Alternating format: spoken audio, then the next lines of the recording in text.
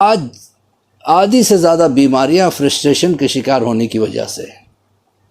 انسان میں صبر نہیں، اس کے ایمان میں شکوک پیدا ہو جاتے ہیں، بہت جلدی کنفیوژن کا شکار ہو جاتا ہے، بہت جلدی فرسٹریٹڈ ہو جاتا ہے۔ آج آدھی سے زیادہ بیماریاں فرسٹریشن کے شکار ہونے کی وجہ سے، چاہے وہ بی پی کی شکل میں ہو، چاہے وہ ڈائبٹیز کی شکل میں ہو، چاہے وہ ہارٹ پرابلمز کی شکل میں۔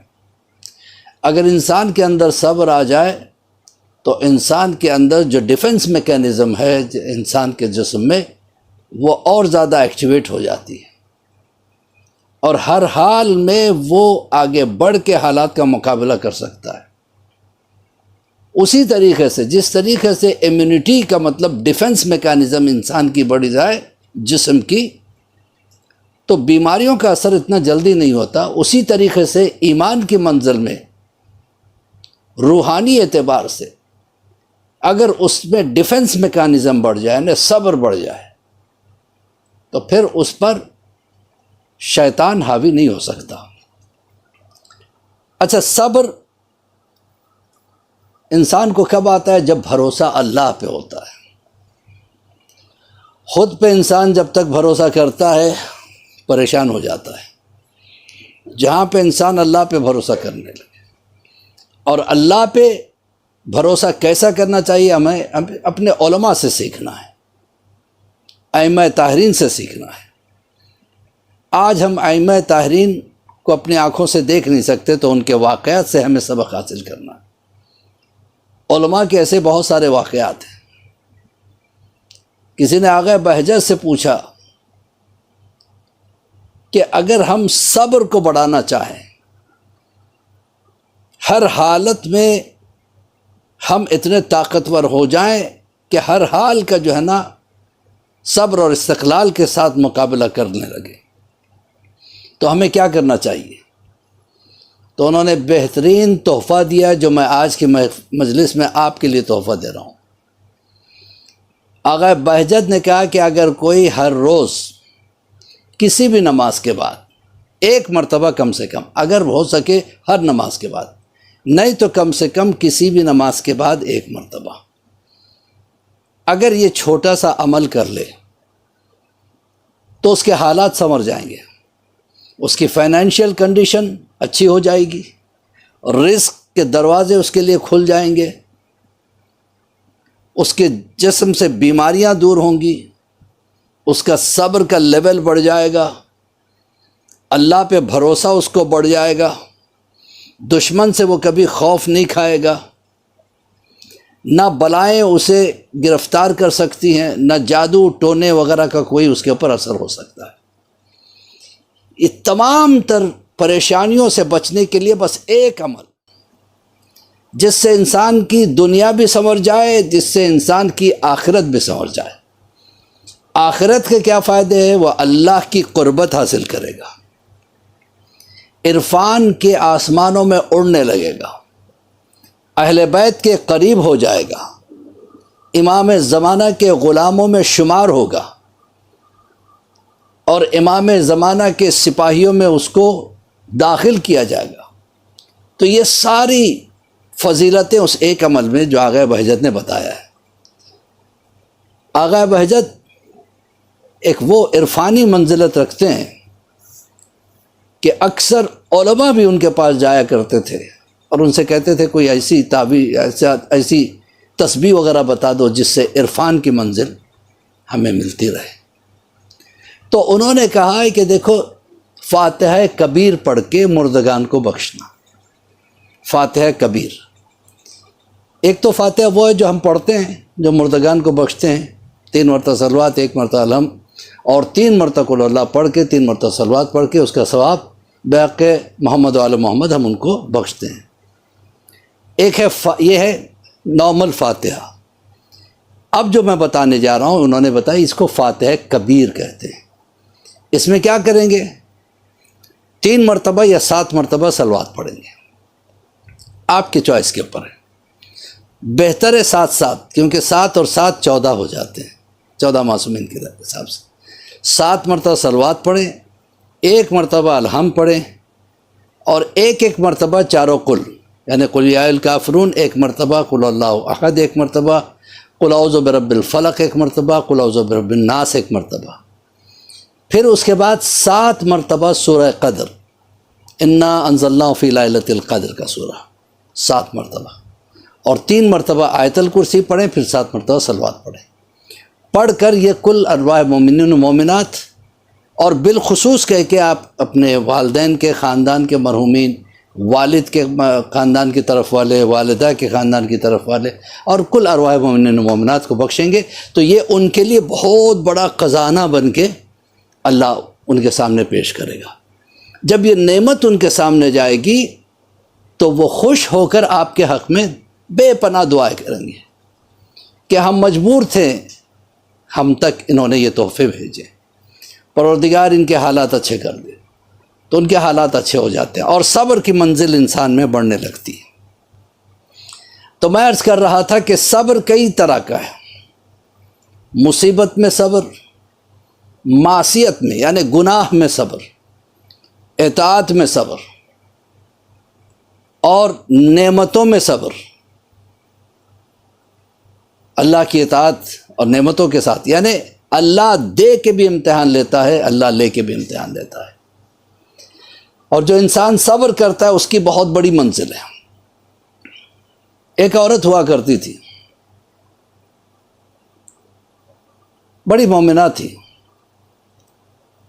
اس کے ساتھ یہ سانحہ تھا، اس کے ساتھ یہ پریشانی تھی کہ ہر سال ایک بچہ پیدا ہوتا، کچھ عرصے کے بعد وہ مر جاتا۔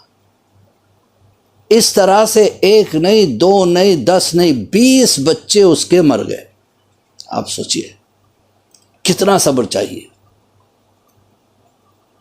ہر بار جب بھی ایسا ہوتا وہ صبر کرتی، لیکن جب 20واں بچہ جب مرا تو اس نے کہا پروردگار تو جانتا ہے ایک ماں بننا کتنا امتحان سے گزرنا پڑتا ہے، حمل میں بچہ ہوتا ہے، اٹھنا مشکل، بیٹھنا مشکل، سونا مشکل، کھانا مشکل، ان حالات سے گزرنے کے بعد پھر تکلیف کو برداشت کر کے جو ڈیلیوری کا جو پین ہوتا ہے، کہتے ہیں کہ کئی ہڈیاں ٹوٹنے کے برابر اتنا پین ہوتا ہے، ہر بار اس درد کو سہنے کے بعد اولاد ہوتی ہے لیکن پھر وہ مر جاتی ہے۔ پروردگار کب تک میں صبر کروں، کب تک کروں؟ روتی روتی سو گئی تو اس نے خواب میں دیکھا کہ ایک محل ہے جس کے اوپر اس کا نام لکھا ہوا ہے، اور جب یہ محل میں داخل ہوئی تو وہاں ساری زندگی کی آسائشیں موجود ہیں، وہ جنت ہے، اور جنت میں اس نے اپنے مقام کو دیکھا۔ پھر اس کے پورے بچے جو مر گئے تھے سب اسے دیکھ کے دوڑتے ہوئے چلے آئے اور اس کے سینے سے لگ گئے۔ یہ ساری چیزوں کو دیکھ کے اتنی خوش ہو گئی۔ کسی نے کہا کہ تم سوچ رہی تھی کہ تمہارا بچہ ایک ایک مرتا رہا تو یہ تکلیف تمہاری ضائع ہوگی۔ ہر تکلیف کے عوض میں اللہ نے دیکھو کتنا تمہیں نوازا ہے۔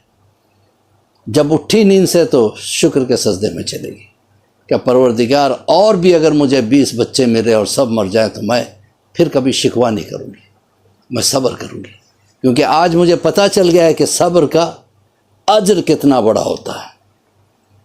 بہت بڑی بات ہے صبر کرنا۔ اسی طریقے سے مصیبت میں صبر، ایک تو کوئی فوت ہو جائے تو اس کا صبر، اور دوسرے لاچارگی، اس میں صبر کرنا۔ ایک عورت بیوہ ہو گئی، بیوہ ہونے کے بعد بڑی پریشان تھی، کیا کیا جائے، اس کے 2 چھوٹے چھوٹے بچے تھے۔ اس نے کبھی ہاتھ کسی کے سامنے پھیلایا نہیں تھا، غیرت دار عورت تھی۔ اس نے کہا میں کیا کروں، میرا شوہر مر گیا، اب اس نے سارے پیٹی وغیرہ چھان دیے شوہر کی، کیا کچھ چھوڑ کے گیا ہے۔ تو اس میں اس کو 5 درہم ملے۔ یہ 5 درہم لے کے وہ گئی، مارکیٹ میں گئی، سوچا کیا کروں، اگر میں 5 روٹی خرید لیتی ہوں تو ختم ہو جائے گی، آج اور کل میں ختم ہو جائے گی، پھر پرسوں میری زندگی کیسے گزرے گی۔ اس نے سوچا نہیں، میں کچھ نہ کچھ تجارت کرتی ہوں۔ صبر والی عورت تھی، گئی، اس نے اون خریدا، 3 درہم کا اون خریدا، 2 درہم کی روٹی خریدی، آ گئی گھر میں، تھوڑے خود کھائے، تھوڑے دونوں بچوں کو کھلایا. اس طریقے سے اس دن کا اس کا کھانا بھی ہو گیا.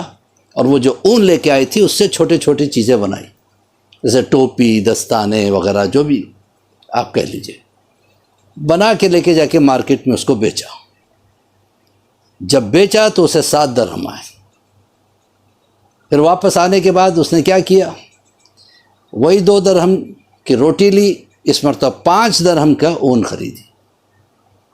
پھر اسی طریقے سے دھیرے دھیرے اس کا کیپٹل دھیرے دھیرے بڑھتا رہا، یہاں تک کہ وہ 10 درہم کے اون خریدنے کے لائق بن گئی.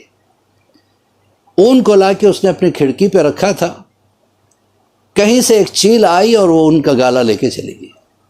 اب اس کی ساری کائنات وہ اون تھی، ساری دنیا اون تھی. رونے لگی، تڑپ تڑپ کے رونے لگی اور کہا پروردگار، میرا شوہر مر گیا، میں نے صبر کیا، بچے چھوٹے ہیں، میں نے صبر کیا، تھوڑا سا پیسہ ملا اسی پہ میں نے قناعت کیا، صبر کیا، اسی سے میں چھوٹا سا بزنس میں نے شروع کیا. آج جب بزنس تھوڑا سا اس لائق ہوا ہے کہ تھوڑا بچانے کے لائق میں بن رہی تھی، پورے کا پورا ان کا گالا لے کے چیل چلے گی، پتہ نہیں کہاں چلے گی. اب کل میرا کیا ہوگا، تو ہی مسبب الاسباب ہے، مجھے تجھ پہ پورا بھروسہ ہے، تو جو کرے گا میرے لیے بہتر کرے گا. یہ جو چیل لے کے گئی ہے اون میرے لیے بہتر ثابت کر.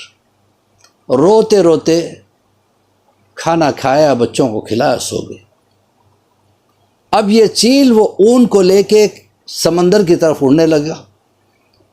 اس میں ایک کشتی تیر رہی تھی، اس کشتی میں اس نے پھینک دیا. اس کشتی میں 10 تاجر بیٹھے ہوئے تھے، 10 بزنس مین. وہ اپنا سامان لے کے کہیں جا رہے تھے یا اسی شہر کو آ رہے تھے جہاں یہ عورت رہتی تھی. راستے میں اس کشتی میں سوراخ پڑ گیا. اب سب کو یقین ہو گیا، ان میں سے کسی کو تیرنا نہیں آ رہا تھا، سب کو یقین ہو گیا کہ اب تھوڑی دیر کے بعد کشتی ڈوب جائے گی اور ہم سب مارے جائیں گے. تو سب نے گڑ گڑا کے اللہ سے دعا کیا، پروردگار ہم میں سے ہر ایک 1000 درہم جو ہے نا صدقہ نکالیں گے اگر ہم صحیح و سالم کنارے پہنچ گئے. تو اسی وقت اس چیل نے لا کے اون کا گالا پھینکا. انہوں نے اس سوراخ میں اس اون کے گالے کو ڈالا تو بالکل ایسے فٹ ہو گیا جیسے اسی کے لیے بنا ہو. پھر اندر جو پانی آ گیا تھا باہر پھینکا انہوں نے. کسی طریقے سے کشتی کنارے آ گئی. اب یہ آ گئے تو انہوں نے کہا کہ اب سب سے پہلے ہم اپنے منت کو پورا کریں گے. اب یہاں پہ کون ہے جس پر بھروسے کیا جائے؟ انہوں نے لوگوں سے پوچھا تو لوگوں نے کہا ایک عالم دین ہے، ان کے پاس جائیے. ادھر یہ ہوا کہ دوسرے دن صبح میں یہ عورت اسی عالم دین کے پاس گئی، جا کے رونے لگی، کہنے لگی مولانا کتنا صبر کروں، میرے ساتھ یہ حالات ہوئے. اب بیچارے مولانا کے پاس کوئی جواب نہیں تھا. انہوں نے کہا تم بیٹھو، میں دعا کرتا ہوں تمہارے لیے. انہوں نے اس عورت کے حق میں دعا کی. اسی وقت کسی نے آ کے دق الباب کیا، یہ باہر نکل کے گئے تو وہ 10 تاجر آئے ہوئے تھے، ہر ایک کے ہاتھ میں 1,000 درہم کی تھیلیاں تھیں. انہوں نے ان کے حوالے کیا. کہا مولانا ہم کسی کو جانتے نہیں، ہم نئے ہیں آپ کے شہر میں اور یہ حادثہ ہمارے ساتھ ہوا ہے اور یہ تھیلی ہم آپ کے ہاتھ میں دے کے جا رہے ہیں، آپ جیسے چاہیں جسے چاہے دے دیں. وہ چلے گئے. مولانا لے کے اندر آئے. کہ اب یہ بتا کہ خدا انصاف کرتا ہے یا نہیں؟ کہ کیا مطلب؟ کہ یہ 10,000 کی جو ہے نا تھیلیاں جو ہے نا 10,000 کل ملا کے 10,000 درہم یہ تمہارے لیے اللہ نے بھیجے. اور مولانا نے پورا واقعہ ادھر سنایا. تو مطلب یہ ہے کہ انسان جب صبر کرتا ہے تو اس کا بدلہ اسے ضرور بضرور ملتا ہے.